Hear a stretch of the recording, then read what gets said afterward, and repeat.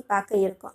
யாரை பற்றியும் கவலைப்படாம சுயநலத்தோட இருக்கிற மனிதர்கள் முதல்ல நல்லா இருக்கிற மாதிரி தெரியும். ஆனா அவங்க செய்த பாவமாக இருந்தாலும் சரி, புண்ணியமாக இருந்தாலும் சரி, எல்லாவற்றிற்குமே பலன் உண்டு.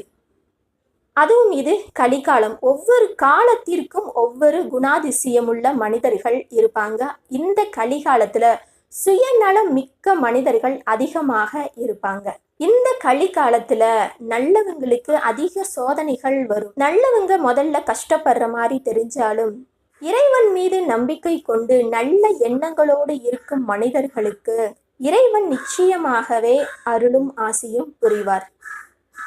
நல்லதே நினைப்போம், நல்லதே நடக்கட்டும். நம சிவாய.